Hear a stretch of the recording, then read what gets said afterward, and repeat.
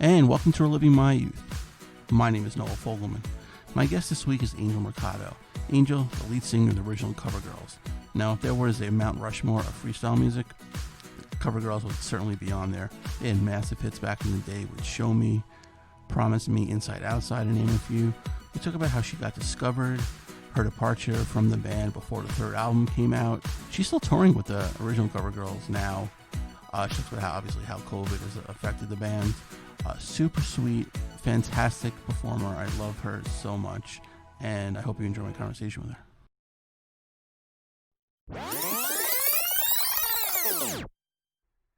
So, Angel, thank you so much for joining me. Been a fan of you guys since the beginning, but even before that, who were some of your influences like growing up? Some of my influences. Well, thank you for having me, first of all. And I'll always have to say Diana Ross and Celia Cruz. Okay. Those were two of my big influences, and my mom, who was a singer. So. That's good. So your mom was very supportive of the career path you took? Oh, my parents were very supportive. Okay. Absolutely. That's great. Because I had Lisa on, about a month ago, and, she told me that she, snuck out of the house. She was like one of 10 kids, snuck out of the house, to start her career. So you didn't have to do that. Well, I'm one of 10 kids as well. Oh, okay. So you guys had that in common. No, you know what? As long as I was doing something productive, right, my parents were good. They were good with what I was doing. Right. Oh, that's good. I mean, I started in the business very young, though. I started out as an actress. Okay. Not as a singer. I did off-Broadway. I started out at 9 years old. Oh, wow. So, yeah, I got a scholarship to an acting school. From there, I did off-Broadway. And then, everybody was like, oh, you have such a beautiful voice. You should sing. So, I mean, it was easier than getting the job. I would go and I'd sing at, singing contests, and I would win most of the time. Right. So I didn't have to work. I'd take the money, and that's what I lived on. I was able to buy anything I wanted as a teenager, Oh, perfect. Perfect. So when everyone told you to sing, was it difficult to decide between the singing and the acting? I love both. Right. I absolutely love both. But the singing just took off, and it was so much fun going on the road and seeing all new places and I was meeting so many stars. Right. It was incredible. That's great. So how did you first hear about the, the audition for the CoverGirls, and how did that come about? Well, management at that time met me at a nightclub and told me about the audition. Met me at a nightclub, and after that, we bumped into each other, actually, in City Island in the Bronx. And he told me about the audition. And at first, I really didn't want to do a 3-girl group. I wanted to be a solo artist. Right. But then he told me it was going to be the song Show Me. And I had heard the demo of Show Me. Because there was a demo of Show Me. Okay. And I said, oh, my God, it's such a great song. I couldn't give, pass it up. I had to go and audition. Right. Just to get that song.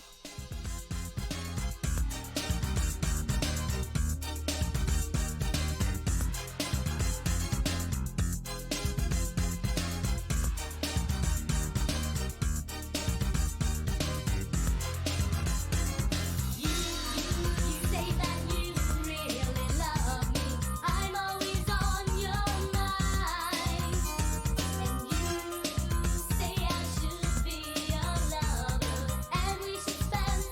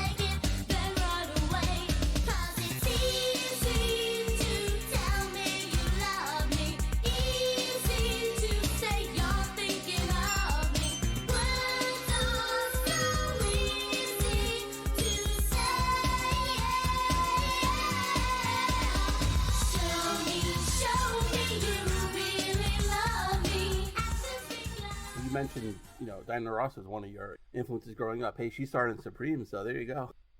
Yeah, isn't that funny? Yeah. So they ended up in a 3-girl group. Right. So, I always loved Diana because the way she just told the story when she sang. Like, you understood everything she was singing. Right. And how she felt and what she meant. Same thing with Celia Cruz. Like, they were so passionate when they told the story, and I just loved that. It was almost like they were acting at the same time while they were singing. Yeah. And they both had such, stage presence as well. Exactly. Yes. Absolutely. Yeah.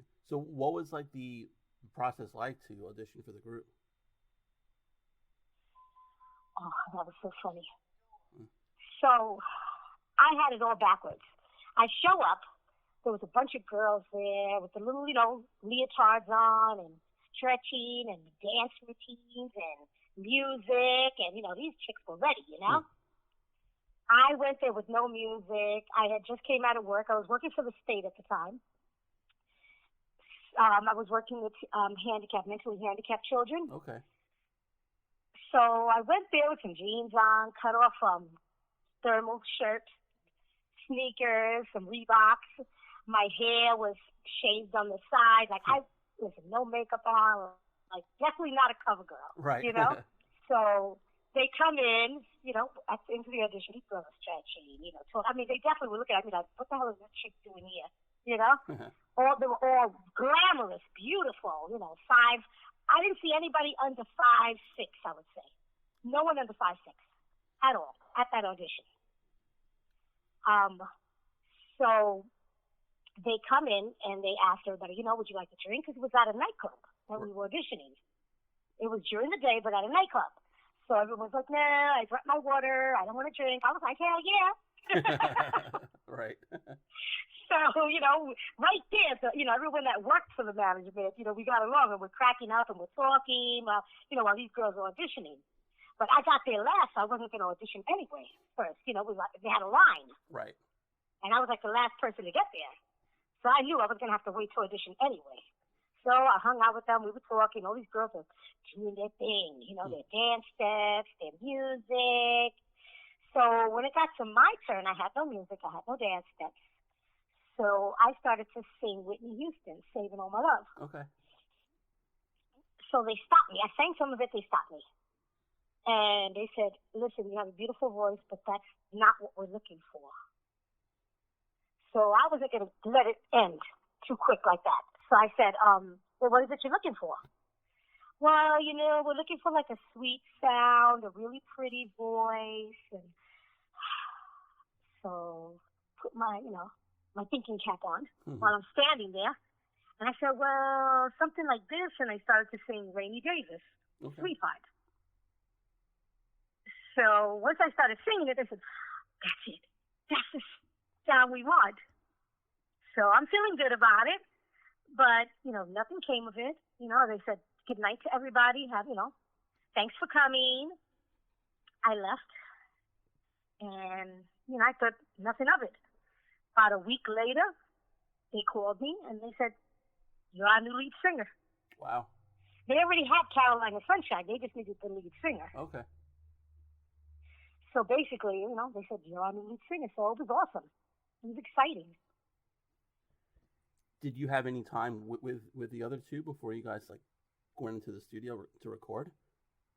No, I was right in the studio. Okay. No, I went right into the studio. I recorded the song. Once it was done, we started rehearsing, me and the girls, because we were going to be performing right away. Right. Even before the song was pressed, they played it on the radio, and it was a hit right away. So they had to rush everything. They had to rush the song, the record being pressed. They had to rush us performing. They had to rush a video. Everything had to be rushed at that point. It wasn't long after. You know what? I can't even say it was even more than a year. Okay. It wasn't even more than a year. And we were performing Show Me, and we were performing a Janet Jackson song and a Bananarama song because we only had Show Me. Right. So they said, you have to start recording so you have more songs to perform. So right away, I knew of a guy named David Cole. Right. I loved. I thought he was so talented. So he had a song called "Because of You," and I loved it.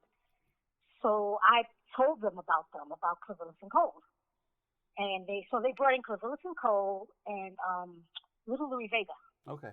who produced "Because of You." David wrote it, but they all produced it together. People don't know that. They don't know Little Louis was involved. And I realized I never brought that up before. But yeah, he was involved in it, and he produced that song with them. So that was one song. And I also loved Rainy Davis. I remember I sang her song for the audition. She had a song that I loved, which was Spring Love. Okay. So I ended up recording that one. So pretty much, when it came to the album, I had a lot of input. Oh, that's good. In what I was recording and what we were going to release. But what's funny is the one song I didn't like, everybody loves. It's not that I didn't like it. I felt like I sounded like Shirley Temple on it. But everybody loved it, which was Inside Outside.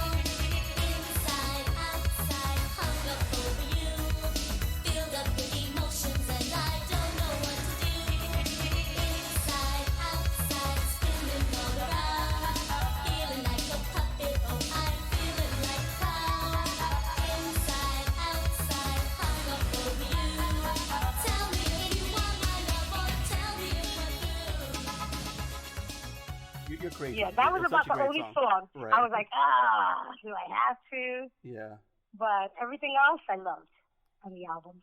Yeah, no, the album was a huge success. Had all the great singles. I played, the cassette, like crazy. Well, Show Me beat out Michael Jackson. Michael Jackson's Bad in Japan. Oh wow, okay. He was number 2, and we were number 1. Wow. Isn't that crazy? Yeah. So like, you guys, you get thrown together. You have, a hit song worldwide. Now, did you like feel the pressure at all? You know what? It was such a whirlwind. You couldn't feel anything. Right. It was almost like you're numb, like you're a machine. There was no sleep. I was recording the first album. I was recording the first album. I would go into the studio, and then I would go into the studio all night. Then I would go home, take a shower, get my suitcase, leave on the road.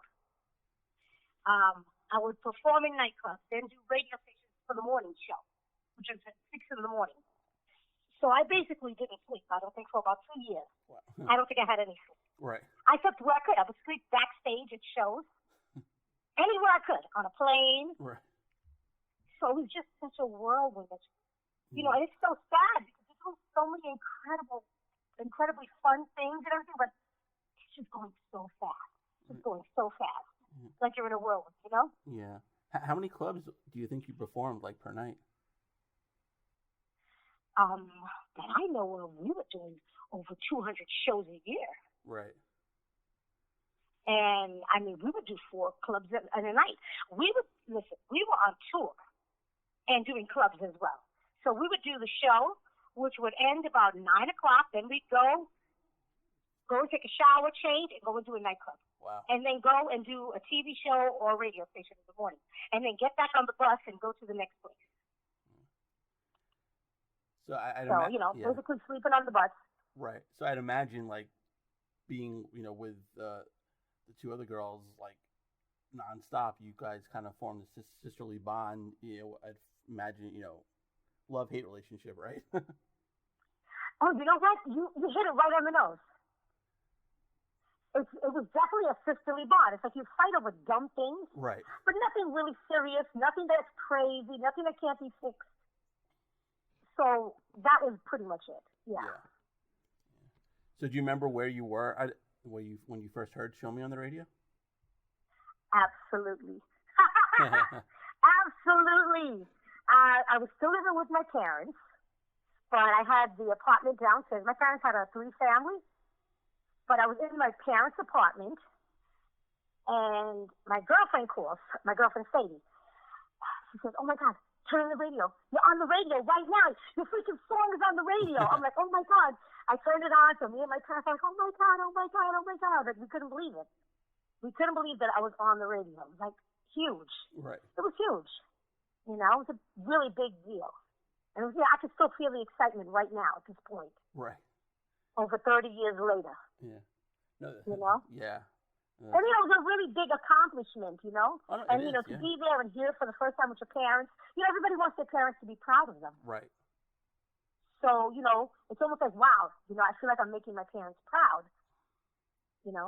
Right. And I'm just by being me, you right. know? And I'm sure they were ecstatic for you. Oh, yeah, definitely. Yeah. Definitely. Yeah. They were both in the entertainment industry. Okay. They both left the entertainment industry to get married and have children. So I picked up where they left off. Okay. Are there any other, like your siblings, who kind of went your path as well, or no?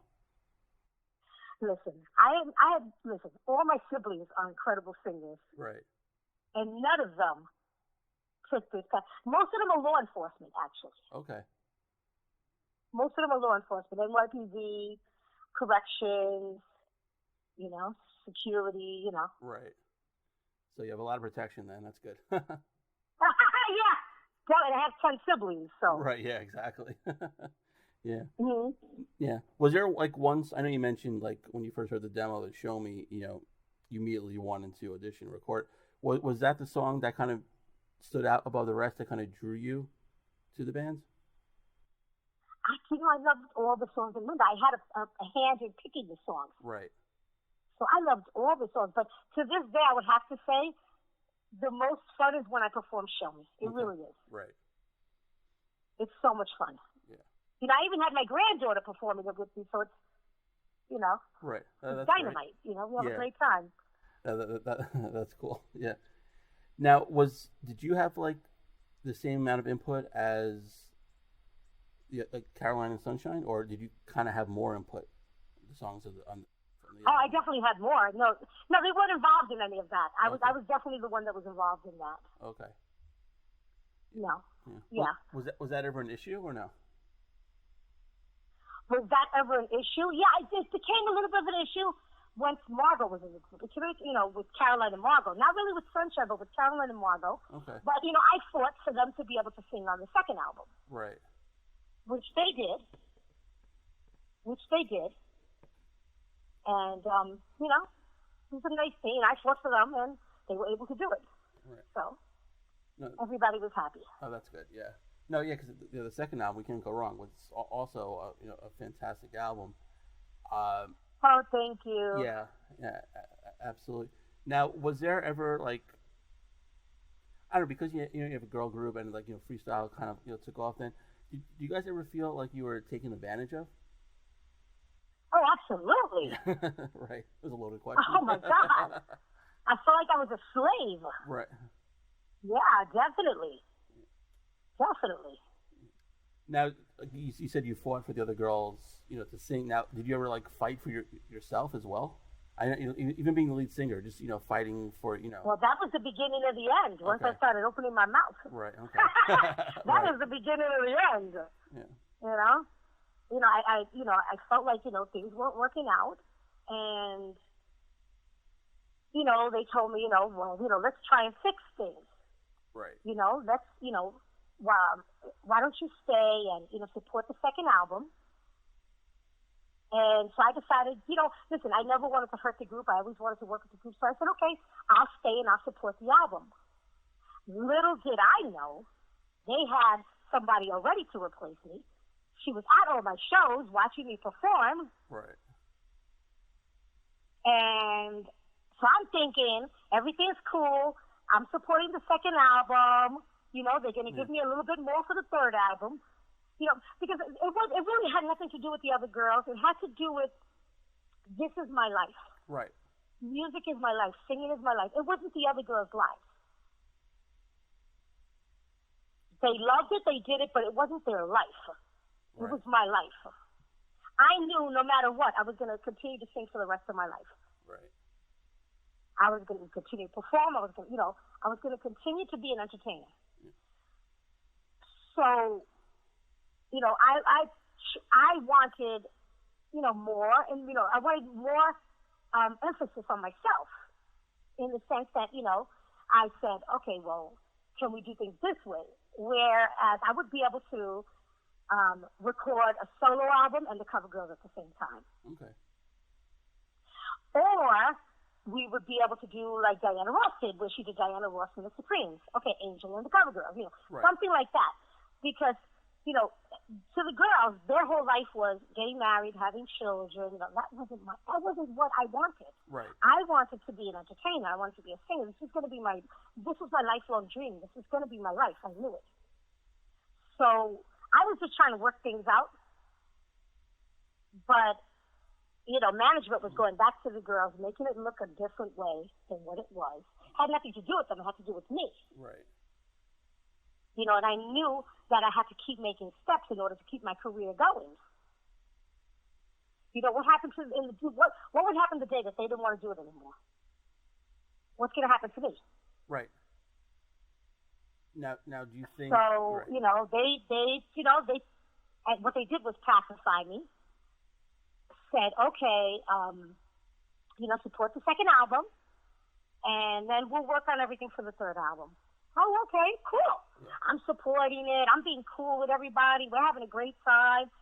And then my lawyer calls me. I'm getting ready to go to the airport and tells me, don't go to the airport. You've been replaced. Wow. What?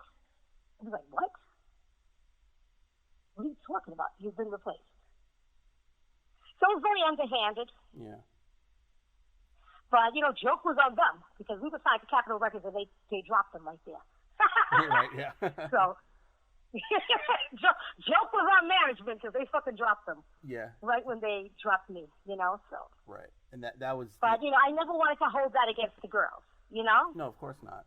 Yeah, of course not. I'm sure they were in a tough situation, too. They weren't involved in the day-to-day the way I was. I was involved in the business part of it. I wanted to be involved in everything. Right. Now, do you think... They were more like, show up, do your show, Go home, right? And leave. Yeah. Right. Yeah. Yeah. Now, do you think like the management just figured it's the cover girls, anyone's replaceable? It doesn't matter if you sang in all the songs of the first two albums. You're basically just a voice. You're not really, front and center. So we can just replace you just like that. Right. Basically, I didn't matter. Right. And like you said, the joke was on them. Joke was on them. Yeah. Right. Yeah. Yeah. Now I guess. But it was just a bad scene, all around. Right. But now, like you guys are back and original cover girls. Now, do you guys have to obviously use the original part because I guess management has the name? Your old management, is that what it is? No. We use the original because they have fake girls out there using the name. Okay. So in order for people to know they are getting the original group, right, we use the original. No, we can use the cover girls. We've used it before. We tell promoters, use whatever you want. Right. You want to use the cover girls, use the cover girls. You want to use the original cover girls, use the original cover girls. I prefer to use the original cover girls because you know what you're getting. Exactly. Okay. Right. No, because there's no surprises there. Right. No, because I've seen you guys a couple times, and that's what's billed is the original cover girls, and you guys didn't disappoint. Right. So. Right. Yeah. Thank you so much. Oh no, of course. Thank you. Absolutely. Now, like, because I saw you, the Two Times Show was one of the freestyle shows. Now you guys have a really decent catalog. Have you guys ever thought of just touring by yourself and maybe like an opening act rather than just do one of these freestyle shows? Oh, we've been touring. We've been touring with groups and we've been touring on our own. We've been doing shows on our own. Oh, okay. So we're doing both at the same time, and I'm still performing as Angel OCG. Okay. I've never stopped performing as Angel OCG. Okay, good. Okay. And no, I would never stop that because once again, what happens when everybody gets tired of doing it? Right, that's true. It's you. I'm not going to get tired. Yeah. Good. I know that. I know I'm going to, still be performing. Right. Like, in the freestyle heyday, there were so many bands, and like another one that kind of stood out also from New York was Sweet Sensation. And were you guys ever confused for them or vice versa? No, I don't think we ever gotten confused for each other. Okay. Because, it was a totally different sound. Right, okay. We didn't resemble each other. Right. Yeah, but there were so many three-girl groups back then. Holy smokes. Yeah. Three-girl groups for a dime a dozen. Yeah. Expose. But shout out to Marianne Ware, Marty from the original Sweet Sensation. Right. Shout out to her.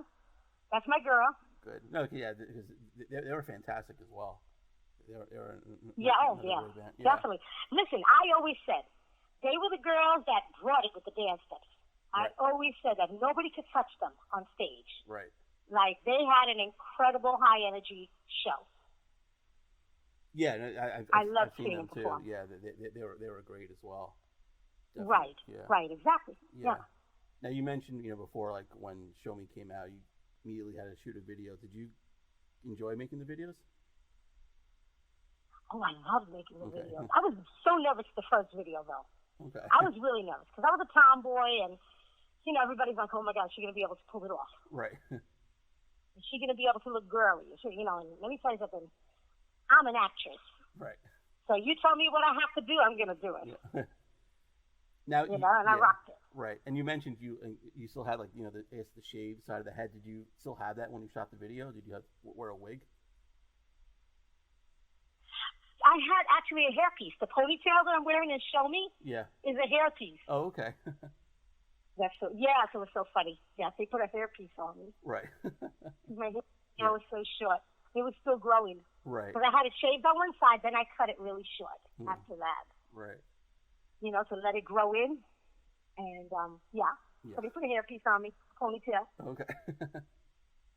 When, I guess, during that time, or maybe it was a little while after, you guys toured with the New Kids on the Block, who I guess probably then were one of the biggest bands in the world. So how was that like?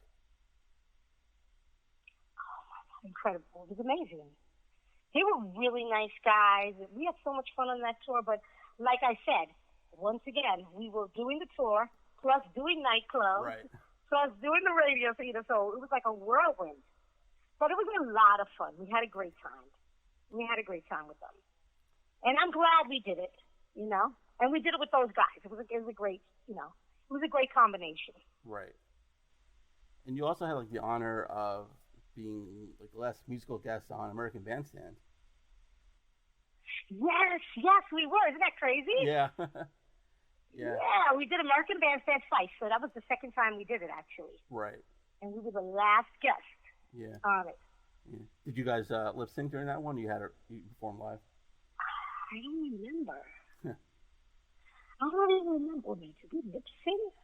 Because listen, I always sang. Right. So I don't know if they had a track on while I was singing. Right. Okay. That's what I'm trying to remember. I always sang. Okay. But I don't know if they had a track on. Oh, that's good. Any good experience? Any good stories about that during that show? Well, you know, it's just so funny that we just talked about this, me and Latif. Okay. That, you know, when I did Soul Train, Don Cornelius was joking around with me, was messing with me while I was on stage. Right. You know, after I performed, when he was interviewing us. And Dick Clark did the same thing. Okay. On American Bandstand. I said, isn't that crazy that they both did the same thing? He said, no. He said, it's like a form of, kind of like a form of flirting. It was almost like they were flirting. I said, really? I said, I never thought of that, you know, that way. I was always a tomboy. Never thought of anybody, you know, right, thinking, wanting to flirt with me. Like, it was never, you know. Never and thought. yet I'm in a group with these girls that look like models. So it never in my mind. Right. Yeah, but I never saw it that way. Right. Yeah, but you're the lead singer. That's, everything gets drawn to you. So, of course, Don Cornelius and Dick Clark are going to, single you out and kind of flirt with you. Yeah. Yeah. I guess so. Yeah, right. But you know what? Listen, freestyle has been so good to me. Right. It's been great to me. You know, I couldn't have asked for a better career. I've had my ups, I've had my downs. I have no regrets. Yeah. You know, I love everything about it. I'm at a new phase in my life right now. I'm getting ready to go back on tour, but at the same time, my husband has been so supportive of me. Right. But now it's almost like the roles are reversing, and I feel like I'm starting to manage him. Okay. Because he has his books being released. Okay. He has his nighttime podcast, Good Night Freestyle. So that's every night. Right. And he's a TikTok star, he right? has that out, and we're actually working on a podcast together. Oh, great! That's cool. Which is going to be a weekly podcast. Right. So we're going to be talking about the business, about life, current events, books, movies. It's going to be interactive with the fans, DJs. I mean, I just have so much going on, and I'm just so blessed, and I'm just so happy. No, but I will tell you one thing about freestyle. We need to pat ourselves on the back.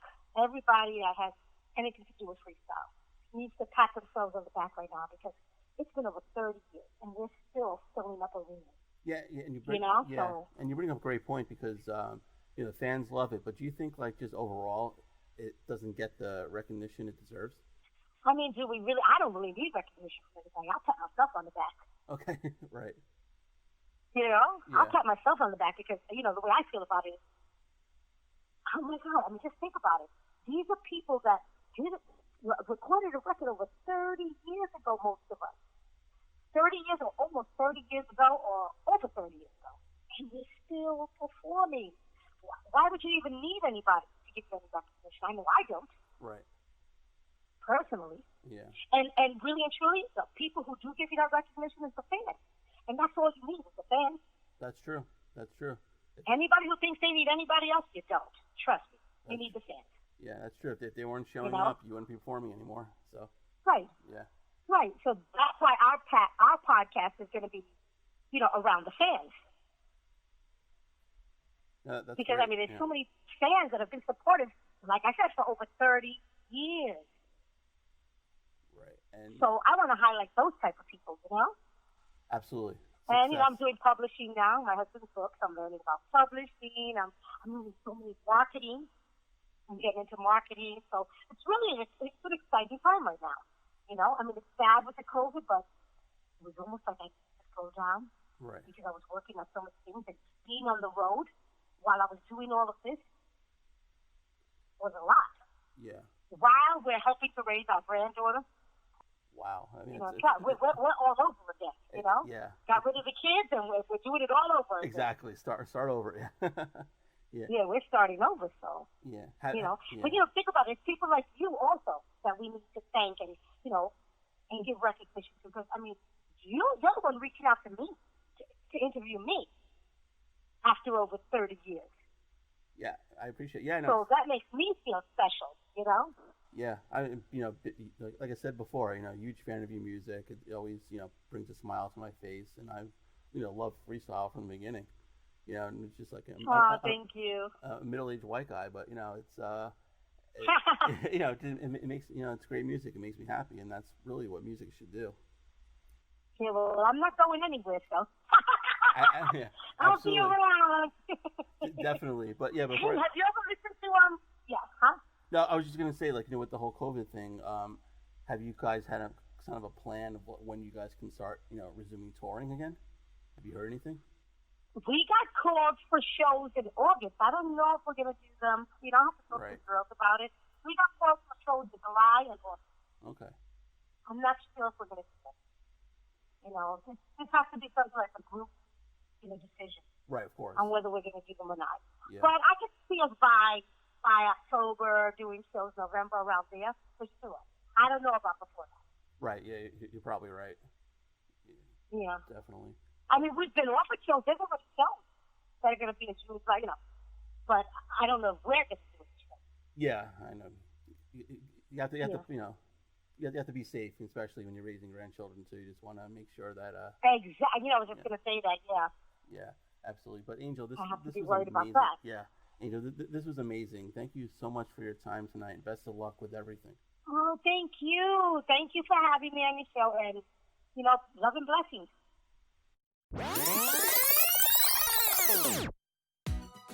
And a special thanks to Angel for joining me today. Go check out the original Cover Girls on Facebook. They're also on Twitter at ORIG Cover Girls. And if you have a guest suggestion, hit me up on Twitter at @thefirsnoel19 or like the page Living My Youth on Facebook. Go to iTunes, check out all the past episodes we've had. While you're there, please rate and review the show. If you don't have iTunes, not a problem. Show's on SoundCloud, is also on Podbean, and go to livingmyyouth.threadless.com for all your merchandise, t-shirts, phone cases, hoodies, onesies. They're all there. A new episode comes out every Wednesday. Stay safe, everyone. We'll see you next week.